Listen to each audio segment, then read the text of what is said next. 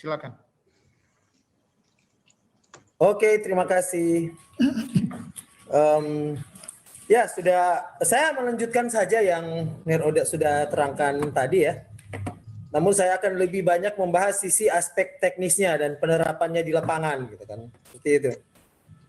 Memang benar untuk di masa pandemi ini infrastruktur teknologi informasi itu khususnya internet ya itu mengalami peningkatan tapi tidak cukup signifikan gitu ya, hanya meningkat sekitar 20-30% ya penggunaannya. Namun di awal Mei 2020 kemarin ya, penggunaan internet dunia itu kembali pada posisi normal gitu ya. Jadi kurvanya mulai landai, hanya naik 30% sampai 50% pada jaringan kabel, sedangkan untuk nirkabel hampir tidak ada kenaikan gitu. Jadi sebenarnya sebelum masa pandemi orang juga masih menggunakan internet dengan luar biasa itu, seperti itu, terutama untuk pengguna mobile. Nah, ada beberapa catatan yang kita perlu berikan gitu ya, bahwa secara global naik tidak signifikan. Nah, yang naik signifikan itu sebenarnya hanya penggunaan video conference, karena dulu biasanya kita tidak bervideo conference, tidak berzoom seperti sekarang ini. Ya, di masa pandemi itu makin meningkat. Baru game online ya. Sebelum masa pandemi itu biasanya game online itu hanya trafik malam, sedangkan sekarang itu sepanjang hari trafiknya itu orang bermain game online. Seperti. Tapi yang perlu dicatat sebenarnya khusus di Indonesia dan Sulawesi Utara itu pengguna wireless itu yang meningkat ya, smartphone dan jalur kabel menurun gitu ya. Jadi yang perlu kita catat sebenarnya saat di masa pandemi ini yang meningkat aplikasinya itu adalah platform game online ya, berbagai game online, video conference, dan e-commerce belum signifikan. Nah ini banyak yang jadi pertanyaan ini karena hasil pemantauan kita dari beberapa device ya. Oke, Facebook sekarang banyak digunakan untuk e-commerce, tapi sebenarnya e-commerce di Facebook itu hanya sebatas untuk menampilkan produk dan mulai melakukan janji untuk lebih komit. Misalnya kita akan membeli barang tersebut, itu biasanya dari Facebook kita akan pindah ke WhatsApp ya. Kemudian transfer uangnya kita masih menggunakan platform yang non digital karena masih transfer rekening. Nah, sehingga aspek e-commerce ini masih kurang di masa pandemi. Karena pengertian e-commerce kan harusnya mulai dari awal produk sampai pada closing penjualan itu harusnya menggunakan platform elektronik gitu ya. Tapi di Indonesia, Sulawesi Utara itu yang terjadi enggak gitu ya. Facebook hanya menampilkan produk, order itu dilakukan di WhatsApp, sedangkan pembayaran masih dilakukan manual gitu, transfer rekening gitu. Sehingga e-commerce belum meningkat tajam gitu kan. Nah, dari Januari 2020 itu sebenarnya sudah cukup banyak ya pengguna internet di Indonesia. Ini saya ambil dari Hotshoot dan VR Sosial gitu. Dan konsumsi media digital di masa pandemi itu kalau kita bisa lihat di gambar ini ya, dari beberapa generasi ya, dari generasi Z, generasi X, millennials dan generasi boomer itu cukup berbeda gitu ya. Ya. Misalnya untuk generasi X dan generasi boomer, orang yang sudah tua, mohon maaf gitu ya, itu cenderung mengambil online TV dan broadcast TV gitu ya. Sedangkan untuk generasi Z dan millennials gitu ya, mereka itu langsung ke online, ke on demand video, ya broadcast TV, musik streaming dan video games. Jadi perbedaannya di antara beberapa generasi seperti itu. Nah, ya jelas ada perubahan dalam perilaku manusia yang menimbulkan baru ya. Tapi sebenarnya budaya digital baru itu ya ditulis oleh Profesor Mary Aiken dan Profesor Christina Wallace gitu, bahwa muncul apabila manusia menggunakan internet gitu ya, dengan sedikit berlebihan gitu ya. Nah, mereka menjelaskan bahwa ada hal utama yang harus diwaspadai bagi pengguna internet ya. Yang pertama TDE ya, faktor time distortion effect, atau kita menyebutnya biasanya lupa waktu ya. Tiba-tiba sore gitu ya. Tiba-tiba malam gitu kan. Dan yang kedua ini yang sudah disinggung tadi oleh Mener Oda ya, online disinhibition. Saat kita datang di Facebook kita menampilkan bukan kita gitu ya. Maka kita percaya bahwa kita bisa anonim, kita bisa tidak terdeteksi, kita tidak bisa dikenali, jadi kita sembarangan aja. Kayak contoh baru tadi waktu webinar itu baru dimulai, saya mendengar ada akun gitu ya. Ada akun yang dia beri namanya akun di Zoom itu adalah admin KKT 1 dan ternyata dia gitu. Pada saat saya, pada saat ini keributan, tapi namanya baru admin 124 gitu. Nah itu contoh bahwa mereka bisa terdeteksi gitu, padahal kita langsung terdeteksi dan saya langsung remove dari Zoom ini gitu ya. Seperti itu. Jadi itu masalah ODE gitu ya. Bahwa mereka pikir mereka bisa tidak dikenali, bisa tidak teridentifikasi gitu ya, di dalam budaya digital baru. Dan yang ketiga masalah ketagihan dan atau gangguan kepribadian gitu kan ya. Nah, ini budaya digital baru lupa waktu ini memang fenomena yang cukup menarik ini. Kenapa? Karena kita tidak pernah ada kita datang pada waktu di mana ada 4 generasi yang bekerja bersamaan gitu ya. Contoh misalnya pelaksanaan KKT 1 ini gitu ya. Itu generasi milenial di situ ya. DPL dan pengawas ya. Kemudian hampir sebagian DPL pengawas itu adalah generasi X ya. Kemudian ada generasi boomer dan ada generasi tradisionalis gitu ya. Peserta KKT sendiri di milenial gitu. Seperti itu. Sedangkan budaya komunikasi generasi berbeda gitu ya. Mohon maaf, yang tradisionalis itu harus ada surat gitu. Ada tugas untuk turun lapangan gitu kan. Sekarang ngapain surat tugas? Kita perlu pemberitahuan via WhatsApp. Dan mari kita turun lapangan gitu. Nah, jadi sebuah budaya sebenarnya ini. Sedangkan ada yang mau di telepon gitu. Ada yang mau harus pakai surat gitu kan, seperti itu. Nah, itu contoh akibatnya terjadi apa? Kita harus banyak menggunakan aplikasi teknologi gitu. Dalam sekali waktu. Nah, itu sering membuat kita menjadi lupa. Kita harus membacakan surat, kemudian kita harus menelpon tersebut ya. Kita harus pakai email, media sosial ya, dan kita harus pakai WhatsApp dan sebagainya. Sehingga di handphone kita, di handphone, di alat smartphone kita ini begitu banyak aplikasi yang harus kita install dan akhirnya membuat kita banyak menghabiskan waktu itu harus memahami aplikasi tersebut. Jadi banyak isu etika ya.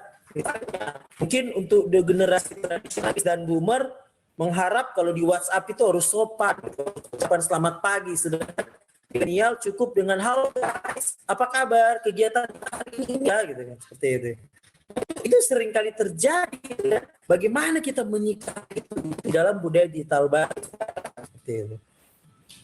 Nah, dan berikut itu terkait masalah OD itu atau masalah identitas diri kita itu sebenarnya kita semua harus belajar bagaimana mengkonstruksi identitas yang ingin kita tampilkan di media sosial atau di media sekarang ini ya.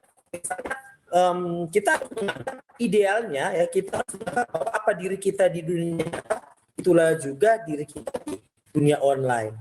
Sehingga kita rujuk pada konsep yang namanya identity gitu ya, atau identity seperti itu, dan akhirnya kita sampai pada identitas kita itu adalah kinerja kita gitu. Mungkin adik-adik belum tahu, tapi sekarang itu sudah banyak perusahaan-perusahaan itu yang men-tracking akun media sebelum Anda diterima ke perusahaan tersebut gitu ya.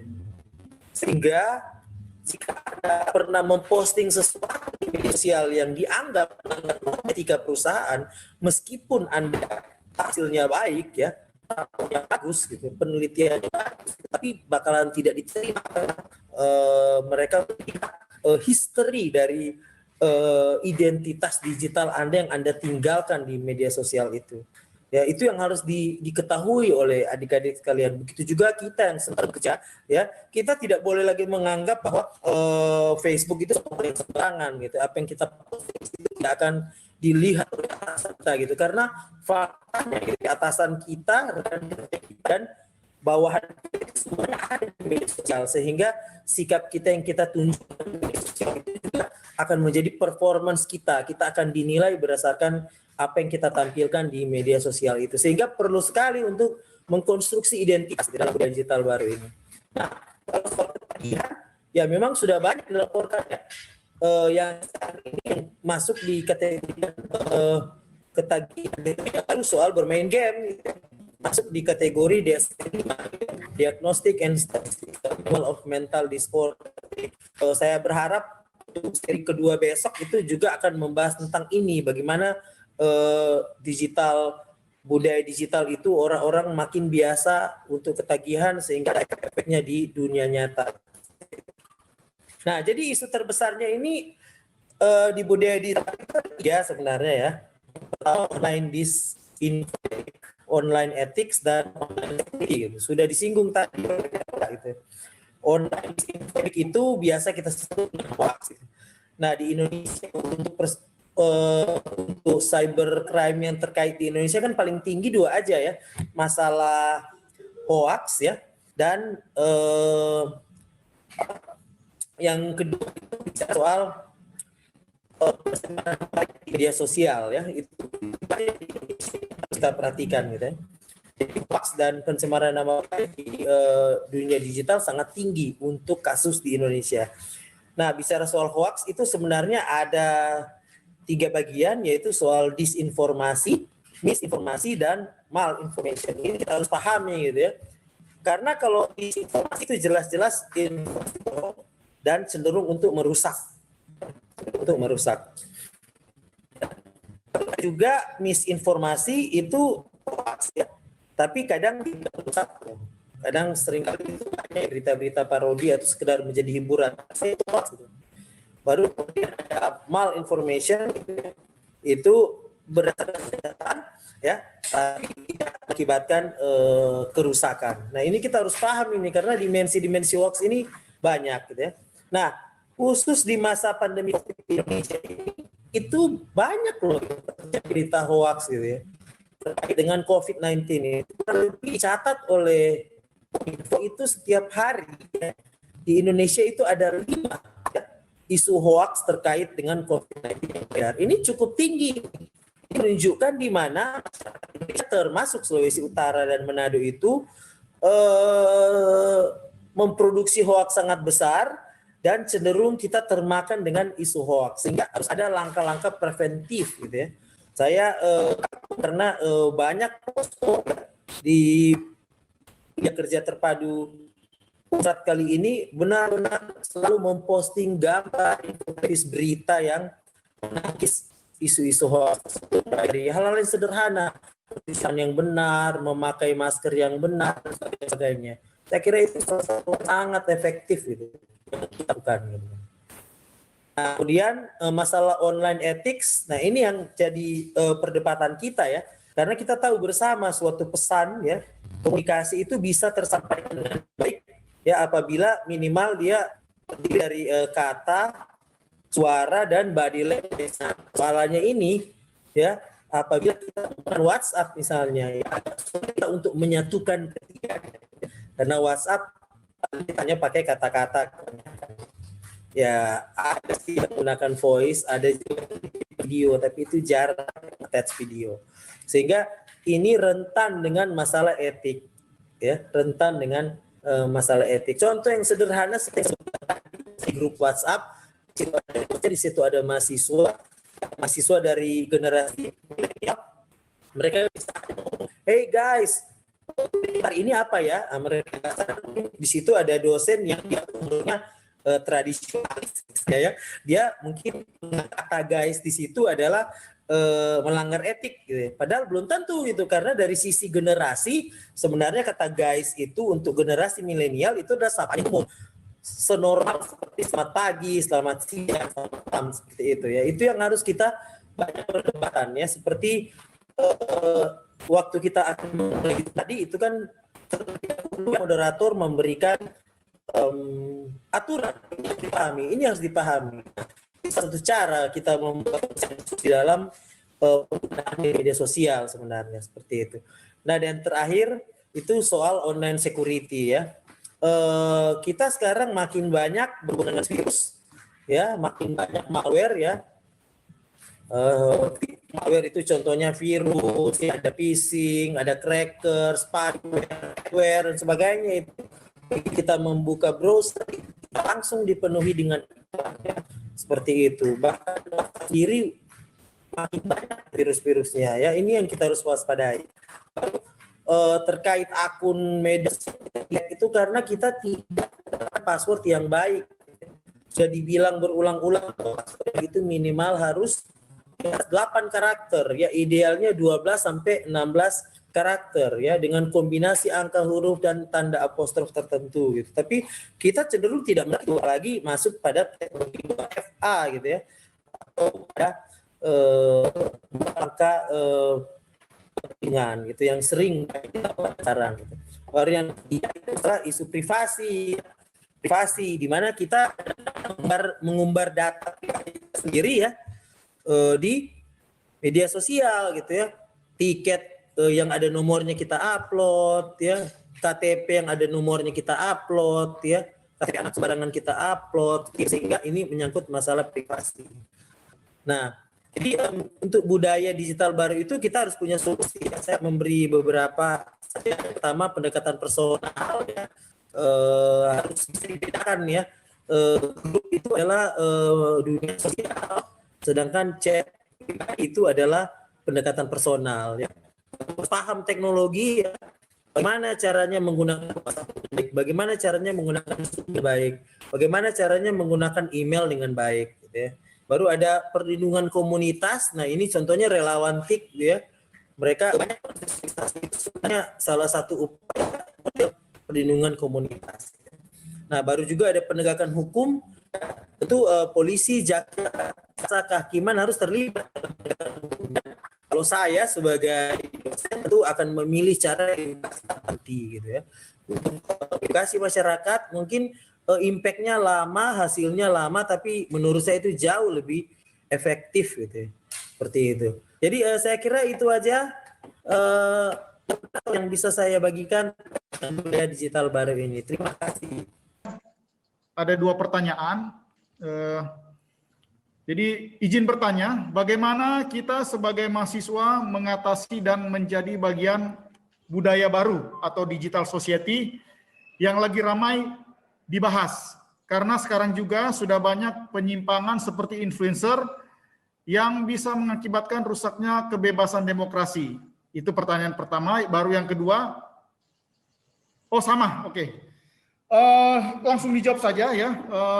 Silakan, Ner Oda. Kami baik. Silakan. Ya, terima kasih Merari atas kesempatan lagi dan juga buat penanya tadi ya.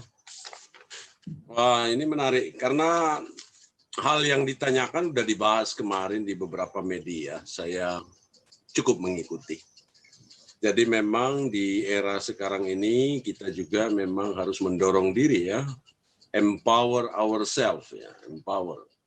Jadi kita harus mendorong diri. Tadi Pak Eri udah sampaikan bahwa kita nggak bisa egois, kita harus menjadi bagian dari teknologi, dan di era digital ini sekali lagi kalau ditinjau dari aspek culture, ini adalah sesuatu yang dinamis. Terkait yang ditanyakan tadi, saya ingin mengulang bahwa member of digital society itu adalah sesuatu yang semestinya diikat oleh nilai yang basic hakikinya itu adalah nilai atau value yang mereka bangun.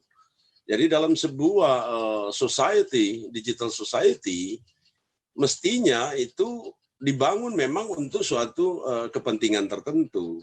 Saya sering melihat kalau yang dikatakan influencer tadi, saya kira dalam suatu situasi yang lain ya, yang memang dalam diskusi yang saya ikuti di media itu ada suatu peran tertentu yang kemudian dilaksanakan oleh suatu tim untuk menginformasikan sesuatu.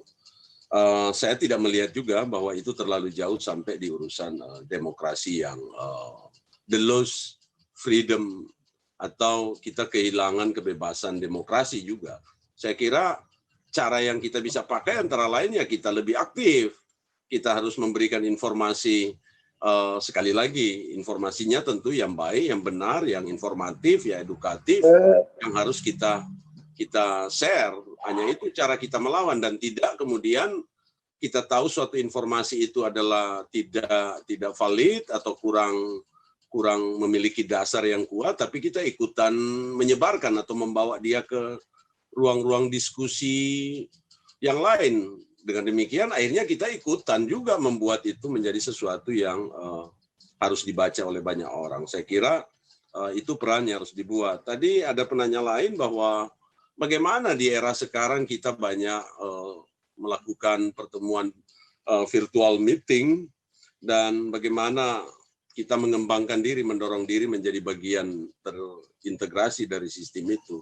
Sekali lagi, saya ingin merujuk kepada pelaksanaan KKT, karena ini adalah sesuatu yang memang kami siapkan dengan segala pertimbangan, evaluasi, bahwa saya percaya bahwa digital data, information, dan everything terkait digital itu, tetap itu harus diletakkan dalam sebuah sistem yang intelijen, sistem yang baik.